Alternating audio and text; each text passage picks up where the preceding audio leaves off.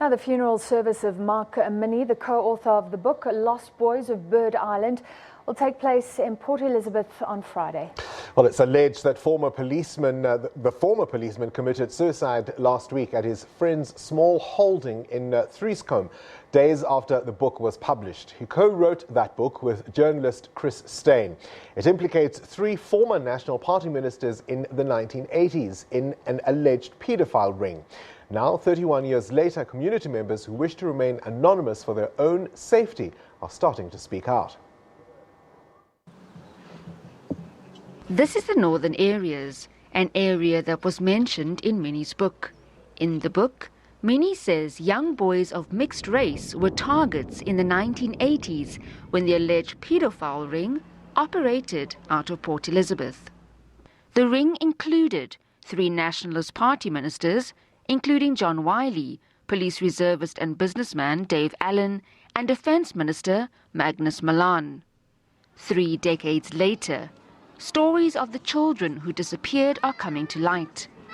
Community members say Galvindale, North End, Salt Lake and Uitenhage were areas young boys were reported missing. In the book, a victim speaks about a minibus vehicle that would often lure children. Ek was baie jonger in daai tyd gewees en meestal mos nog gewerk, maar in die oggend het ek gehoor van die. I was very young at the time and just started working. In the mornings, I heard from the mothers in the community that a minibus was collecting children in Galvindale. One day I remember the mothers walked their children to school because the day before there was a minibus that was driving around, a blue minibus that was abducting children. And this went on for a while. I know that the parents did open up a case, and after that it went quiet. That's all I remember. En ek dink hulle het die saak aangegee. En na 'n lang tyd het dit toe stil geword.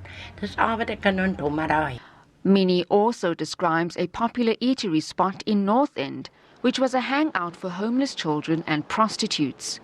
The book describes how one of the alleged perpetrators, Dave Allen, would often pick up young boys at this spot. Children were offered money in exchange for sexual favors. Thereafter, they would be persuaded and ferried to Bird Island in Defence Force helicopters. Another elderly woman who grew up in the Northern Areas remembers the stories. When I heard this has come out, it bothered me and upset me a lot, because then it all came back. All those things came back, what my dad told me, because I thought back on those coloured children, what they went through. When I think back, I ask myself, how did these children feel? It has all come back to me.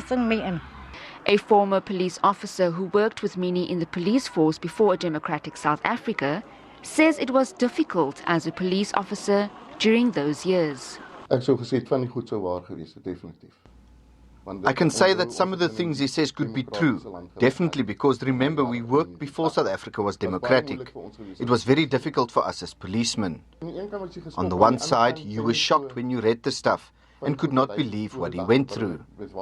But obviously he went through it and saw things. He was not the type of man to lie about such serious things. When I heard what happened to him, I was very shocked, because you don't expect suicide from someone like Mark. I still don't believe it.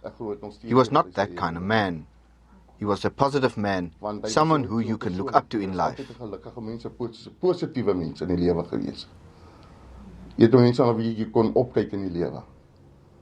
Renowned independent forensic investigator Dr. David Klatzo is investigating circumstances around the death of Mark Minnie.